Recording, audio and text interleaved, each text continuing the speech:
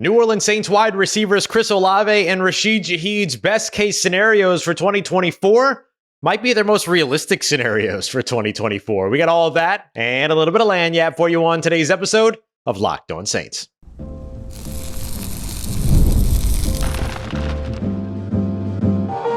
You are Locked On Saints, your daily New Orleans Saints podcast, part of the Locked On Podcast Network, your team every day. What is good, Who Dat Nation and Who Dat family? I am your host, your friend Ross Jackson, New Orleans native, your New Orleans Saints expert and credentialed member of the media covering those New Orleans Saints as a senior writer and reporter over at Saints News Network. And on today's episode of Locked On Saints, we're taking a look at the best case scenarios for some of the New Orleans Saints' young offensive stars. We're going to take a look at Kendre Miller because it feels like his time has come here in 2024. Juwan Johnson's injury cannot get in the way of his momentum, and why Chris Olave and Rashid Shaheed's best case scenarios feel like their most realistic scenarios. We got all that and much more coming up for you on today's episode of Locked On Saints. We appreciate you very much for making us your first listen of the day every day and for being an everydayer here on the show, which is a proud part of the Locked On Podcast Network, your team every day. Today's episode is brought to you by our friends at Game Time. Download the Game Time app, create an account, and use the promo code LOCKEDONNFL for $20 off of your first purchase. Terms apply. Last-minute tickets, lowest price guaranteed at Game Time. New Orleans Saints wide receivers Chris Olave and Rashid Shaheed. It's very easy to see what is going to be an explosive and exciting season for the both of them. We wrapped up last week's shows taking a look at players on this New Orleans Saints roster that could be a part of the NFL's next generation of stars and superstars. And Chris Olave and Rashid Shaheed were very, very easy to pinpoint in that conversation. And 2024 is a season that really allows them to be able to further that narrative about themselves. So I wanted to take a look at what their, statistically speaking, what their best case scenarios would be, what their most realistic scenarios would be, and what some others are projecting for both of these wide receivers. And really, it's pretty simple. Everyone expects Olave and Shaheed to be this dynamic duo, and I think that it makes perfect sense in terms of what we're actually going to see in 2024. Chris Olave has the opportunity here to begin to establish himself as one of the best New Orleans Saints wide receivers over the course of the first 3 years. All he needs is just around 700 or so yards to be able to pass Marcus Colston for most receiving yards in a receiver's first 3 seasons. Now, a part of the reason why that goal is in reach for him is because of the fact that actually it's around 900. It's like 867, 868 yards. But Marcus Colston was injured his 3rd year and so didn't have the big season. They finished at 3,000 yards exactly over the course of the first 3 years. But Olave has the opportunity to move from being 3rd on these types of lists in franchise history to being 2nd. So I think that does go a long way. It also allows him to be able to further establish himself as one of the top wide receivers in the NFL, which I think he's in the process of doing, but I can't say that he has done just yet because of one specific metric, which we're going to look at here in just a second.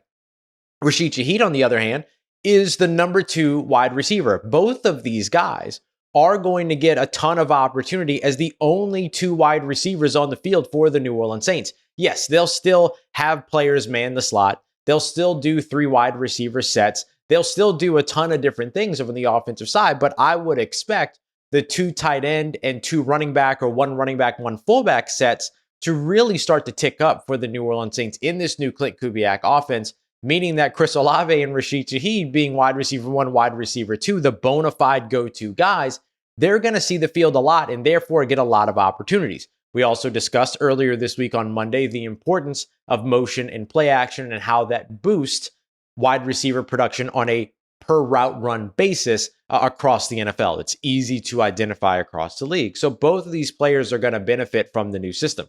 And so because of that, projecting them to be better than they were last season is pretty easy to do. So when it comes to Chris Olave, watching him cross into his first 1,200 plus receiving yard season feels almost like a given. Now, obviously, health is the question mark for all these. I'm not going to spend a bunch of time caveating health. I'm going to caveat it once for this episode, and then we're going to carry on with the understanding that injuries and health are going to play a role in all of this.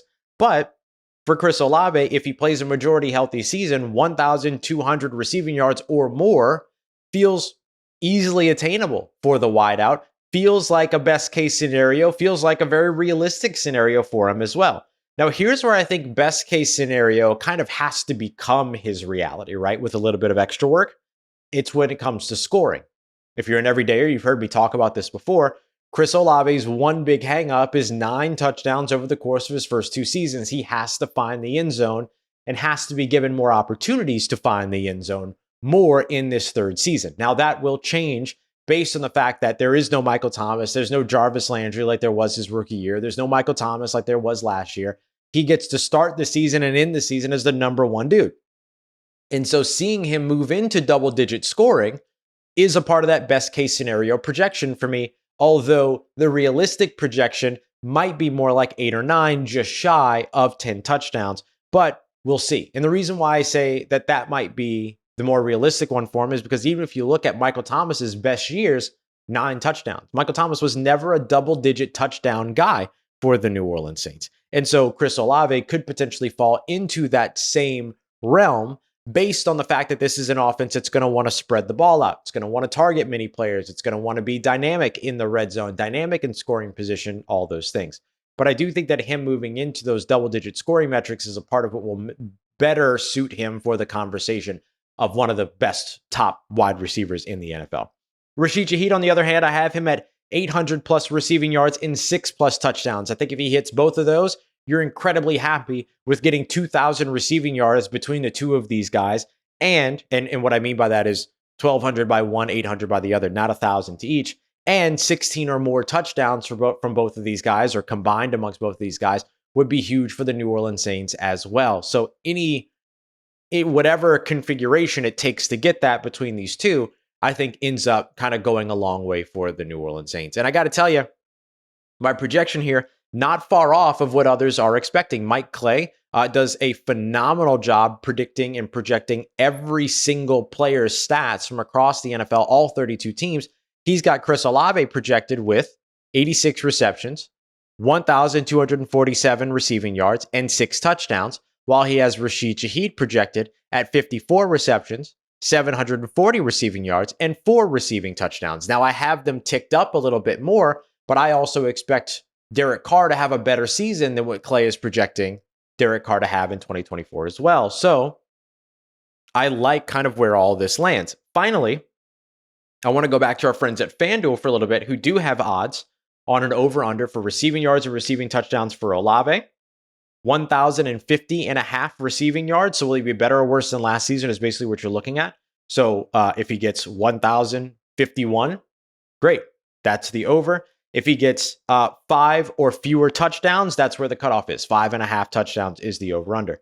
Meanwhile, Shaheed's over-under on receiving yards is 675.5 receiving yards. I think that's an easy over. So I could see both of these wide receivers producing extremely well in 2024. So can some other experts out there. And FanDuel kind of has them kind of just projecting about around where they were. Will they be as good as they were last season or worse? Is kind of what you're looking at for both of these guys. So you'll take that if you're looking at it from a betting angle. So I'm all about Rashid Shaheed and Chris Olave. I think their best case scenarios are their most realistic scenarios. And I think both of these guys are going to fight their way into star wide receiver conversation, star wide receiver duo, tandem conversation pretty steadily all throughout the year, as long as Derek Carr and the system are going the right way, right? Trending in the right direction. Coming up next, one guy that's not trending in the right direction right now because of injury is Juwan Johnson, but can he circumvent that injury and keep his momentum going? We got that coming up for you as we continue on with today's episode of Locked On Saints, part of Locked On Podcast Network, your team every day. Today's episode of Locked On Saints is brought to you by friends at Game Time. Yes, the NBA and NFL might be over for now, but you've still got MLB action, the WNBA, and so many other events that you can enjoy. And if you want to enjoy some of these events in person, you're definitely going to want to go and check out Game Time. Whether you're planning moments in advance like me, or months in advance like some of you that might be more responsible than I am, Game Time is the go-to place to grab your tickets for any of your last-minute event. So go and check them out. You can find $3 tickets for the Saints game in Arizona to kick off the preseason, or the Saints game against Tennessee to wrap up the preseason here in town for like $3. I mean, come on. right? So there's so much for you to check out over at Game Time. You can also see the view from your seats before you book them, all in pricing. Toggle that on so you don't have to deal with any of those pesky hidden fees and all that as well. So go check them out today. Download the Game Time app, create an account, and use the promo code LOCKEDONNFL for $20 off of your first purchase. Terms apply. Again, create an account and use that promo code LOCKEDONNFL for $20 off. Download Game Time today. Last minute tickets, lowest price guaranteed. All right, family. We were hoping for Juwan Johnson, New Orleans Saints starting tight end, to be able to continue his momentum from the end of the 2022 season into 2023. Didn't work out that way, but closed out 2023 strong, and then now in the midst of hoping for that momentum to carry to 2024, he's dealing with an injury, but that injury cannot derail that momentum if the team is going to get the most from what is a very, very talented player in Juwan Johnson. We appreciate you very much, as always, for making Locked On Saints your first listen of the day every day. Don't forget to also go and check out Locked On Sports Today, the 24/7 stream program to bring you all the biggest stories from around the world of sports without all the yelling and screaming you're going to find on some of those other networks. So instead, head over to Locked On Sports Today, get the biggest stories from the folks that know the teams the best and without all the shouting and without having to turn your volume down. Go and check them out today over on Locked On Sports Today's YouTube page, as well as on the free Amazon Fire TV channels app as well. All right, so in taking a look at these young stars for the New Orleans Saints and the best case scenarios for them, I did a little bit of extra research as well, taking a look at some of the projections from other folks. I mentioned Mike Clay in the last segment. So I want to start off with what his projections were. Because look, Juwan Johnson has been in position to carry momentum over from strong finishes now 2 seasons in a row, this being the second of those 2 seasons. And so you really want to see him do it this year. Last year struggled to do that. Injuries, things like that got in the way. This year, as he was, transitioning over the course of the offseason, or transitioning through the process of the offseason, another injury hits and it feels like things might get in the way again. But can he keep that from happening is going to be the big question. And I think he has to in order to really kind of solidify what his future looks like with this team. But also, it's what the team would like in terms of trying to keep a little bit of that momentum going. So you look at the past 2 years for Juwan Johnson. He finished with 508 receiving yards 2 years ago with 7 receiving touchdowns. Finished with just 368 receiving yards last year on 4 receiving touchdowns. The thing about it is that 3 of those 4 receiving touchdowns came in the last 4 games. Over 200 of his 368 receiving yards also came in the last 4 games last year. I think that that's something that we have to keep in mind is what that momentum looks like. So when we look at Mike Clay here, who projects a 506 receiving yard season and a 4 receiving touchdown season for Juwan Johnson, I think that the best case scenario has to go beyond that, because that's effectively repeating what he did 2 years ago with fewer touchdowns. I think that the real best case scenario for Juwan Johnson is over 600 receiving yards for the first time, and then 7+ touchdowns. So building on what he did 2 seasons ago. Remember, 2 seasons ago, it was really a late season push where he and Andy Dalton just got on the same page after a while. That really pushed him into what was his most successful career season thus far. And so this year, what I'm looking at is, can you not, instead of having to rely on the big push towards the end of the season, can you string together 15 or 16 really solid games from week 1 to week 18, somewhere in there, as opposed to it all being from like week 10 to week 18 or something like that? And I'm sure that's what Juwan Johnson wants as well. I'm not throwing stones at Juwan Johnson here, because I know he wants exactly this as well. I mean, he'd like to be, I'm sure, 1,000-yard receiver as a tight end and all those things. So we'll see where things go for him. But I think that like best case scenario is for him to exceed those numbers. 600+ receiving yards, 7 or more touchdown receptions, I think ends up going a long way for the third-year tight end, fifth-year player. Another tight end that I wanted to look at, who of course is a part of this young tight end conversation, is undrafted free agent tight end Dallin Holker. Now, Dallin Holker, there's a lot of excitement around him, and understandably so. I mean, he's a really talented player, led tight ends in receiving yards last year, looked really, really good during his time with Colorado State, all that. has the yards after catch ability, is a solid route runner, has really, really good hands, incredibly long arms that boost that catch radius, even though he comes in at, quote, short for a tight end at 6'3". But I think that really when we're looking at what a best case scenario season is for Dallin Holker, it would have to be in lieu of a best case scenario season for Juwan Johnson. So these two things couldn't happen at the same time. I don't think you get Juwan Johnson with 600, 700 receiving yards, 7 touchdowns, 8 touchdowns, and then get the best case scenario of Dallin Holker. Then Dallin Holker's best case scenario becomes getting out on the field every now and then and maybe having over 100 receiving yards to help contribute to the team in certain areas where maybe a tight end isn't available or something like that. Because you're effectively talking about a guy who's an undrafted free agent coming in and is the 4th tight end on the roster, even still behind a Taysom Hill, behind a Foster Morrow, and behind a Juwan Johnson. So I think it would have to be him stepping in place of one of those guys that ends up getting you his kind of best case scenario. And so if that doesn't happen until later in the season, that changes things based on if it happens early on in the season, for instance. And so I put Dallin Holker's kind of best case scenario at over 300 yards and then any number of touchdowns. I mean, being an undrafted free agent tight end, rookie, and scoring touchdowns, period, is huge. Because remember, typically drafted tight ends take a while to translate to the NFL.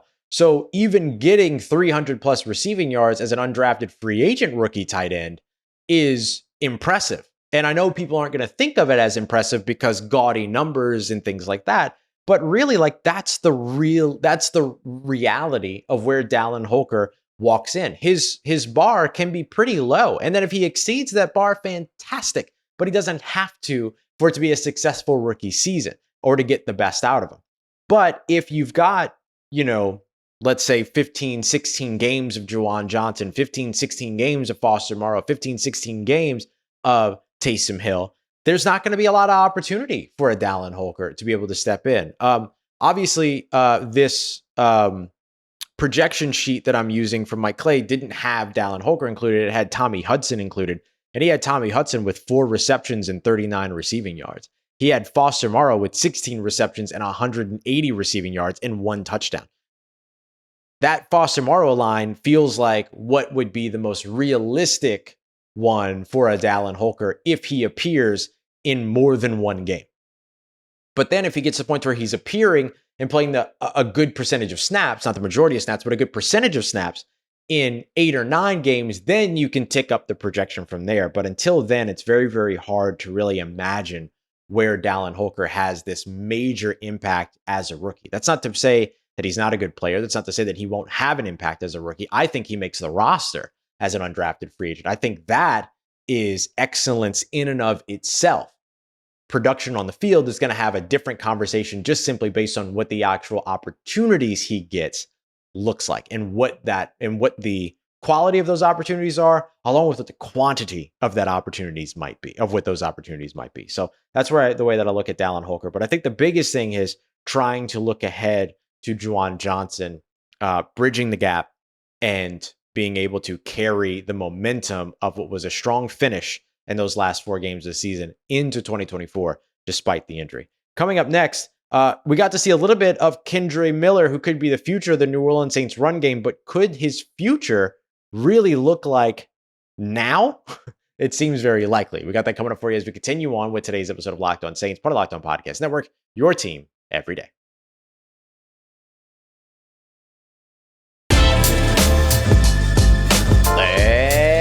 Let's get it, Who Dat Nation. New Orleans Saints running back, second-year running back, Kendre Miller looked impressive in the opportunities that he was given during his rookie season. But going into his second year, him being the future of the run game might be something he has to prove now. We appreciate you very much, as always, for being here. Don't forget, we are your team every day. So coming up in tomorrow's episode, we're going to take a look at some of the biggest questions heading into training camp. And of course, we're going to take a look at exploring what the New Orleans Saints defense does so well in our return to midweek fundamentals. Very excited to bring that segment back here as we roll along here in the off season. So midweek fundamentals, by the way, is a segment that I do every Wednesday that highlights a little bit of what I'm going to do it on Thursday this week.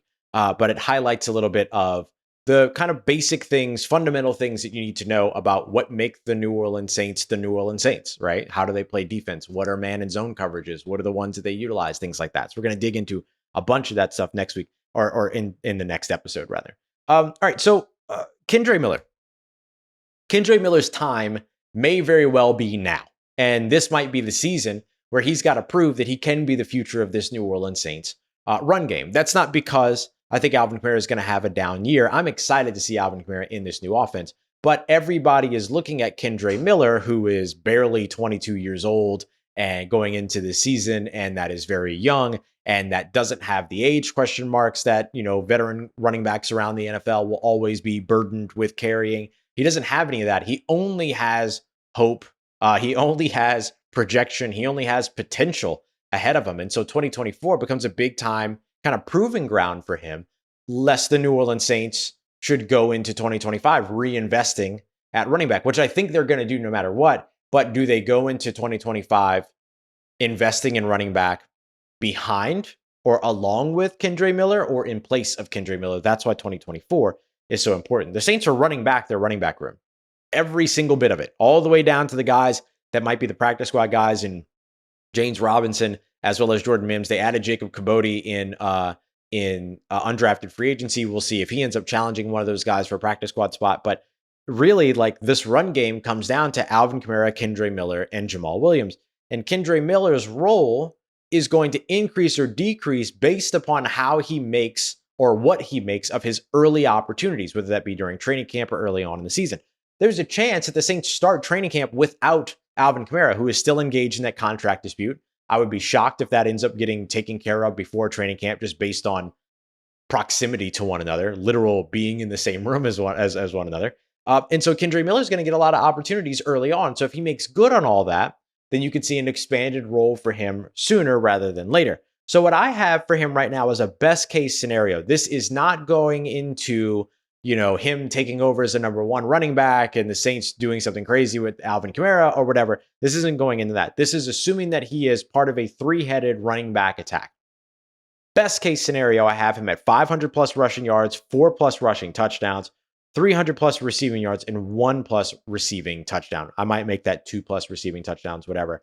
But basically, I wanted to say 800 total yards contributed by your second year running back. That's a part of a committee. That's pretty good. You look back at the Alvin Kamara and what the Saints were trying to do with Alvin Kamara, as well as Mark Ingram and any third running back that they tried. You got the Edmonds, you got, all these other guys that they worked with. You can go back to Reggie and Mike Bush and Deuce and like all this other stuff. Like anytime they did, that was always like that one guy that contributed some like 500, 600, 700 yard chunk between what it is that they did, in addition to the top two guys. So if Alvin Kamara and Kendre Miller end up being those top two guys, then that's why I put him at 800. So just above what that third guy ends up being able to contribute. And then you look at Jamal Williams contributing those other things. So if Kendre Miller is able to pull that off, I think that's enough to show you like, okay, he deserves more expanded opportunities. And then you can see his role grow going into 2025. Or if he starts on this trajectory, you could see the role grow in season and he ends up with better numbers than these. Remember, all of these numbers are the minimum numbers: 500 plus, 4 plus, 300 plus, so on and so forth. The ESPN projection that was given was for Kendre Miller, 310 rushing yards. So what I projected in receiving yards for rushing yards, and then just 241 receiving yards, a touchdown as a receiver, and then 2 touchdowns as a running back as well. This is while projecting a pretty solid season, by the way, for Alvin Kamara, who would, by these numbers, finish with more than 1,200 total yards, 785 rushing, 484 receiving. So pretty solid season for Alvin Kamara. And so having to kind of fit Kendre Miller in there was the tough one. But where things were a little bit different in terms of what my projection is versus what this Clay projection is that Kendre Miller was third on the team in rushing yards. Yes, even with Taysom Hill, third on the team in rushing yards, not second. I'm projecting him as finishing second in rushing yards behind Alvin Kamara, but ahead of Jamal Williams. But Jamal Williams is finishing with 340, just ahead of Miller in this projection. And this is also a projection that has the Saints finishing with just over 1,400 rushing yards, not including Taysom Hill. If you throw Taysom Hill in there, then it's a little bit more like 1,700 rushing yards, 17 to 1,800 rushing yards. The Saints would love to be, in 2024, a 2,000 rushing yard total team. That's something that we've seen from this team in the past. We've seen them be able to do this before, but getting into that 1,900 rushing yard total, still really, really good. So my big difference between my projection and then the other expert projections is that I've got Kendre Miller finishing second when it comes to what those rushing yards look like, not third, and not just barely ahead of Taysom Hill. I think he has a pretty fixed role that's going to grow over the course of the season. The biggest thing for him is going to be, can he learn the wide zone system? He did not run a lot of outside zone during his time at TCU. Ran a ton of inside zone, so understands the principles, understands how an offensive line moves, all other stuff. It shouldn't be the biggest gap for him to be able to cross, but that will be a little bit of a hurdle, something that he will have to leap in order to really get comfortable here in 2024, is getting comfortable with the outside zone run. But when it comes to projecting him and his best case scenario, this is pretty simple. His standard case scenario is probably like 500 total yards, 200 rushing, 200 receiving, 300 rushing, and that's probably what you're looking at, like a little bit less than a handful of touchdowns, stuff like that. It's probably his most realistic projection. But I'm looking at the best case scenario, and so that's why I put him near the 800-yard mark and finishing second on the team in rushing yards. All right, y'all, we appreciate you very much, as always, for joining us here for another episode. Don't forget to come back tomorrow. We're going to start diving into our biggest questions for the New Orleans Saints as they head into training camp. We'll look at offensive line, and we're going to focus a little bit on some defensive stuff tomorrow as well, taking a look at what it is that the New Orleans Saints defense does well, how they can build upon that in training camp, and then translate that to the season in 2024. We appreciate you very much, as always, for making us your first listen of the day every day. For your second listen, go and check out Jake Madison over at Locked On Pelicans. DeJounte Murray doing his introductory press conference. Go and hear all about it over on today's Locked On Pelicans. LSU baseball with another huge transfer that they've landed. Matt Moscona over at Locked On LSU has you covered. We appreciate you very much, as always, for making us a part of your day, part of your routine, for saying yes to me and the show. As always, if you see me, please say hi. And if you need anything else around your New Orleans Saints in between these episodes, make sure you follow me on your favorite social media at Ross Jackson, NOLA. Hit me up. Let me know how the family's doing. Let me know how you living. Let me know how you momming them. And trust you, that nation. I'll holla at you.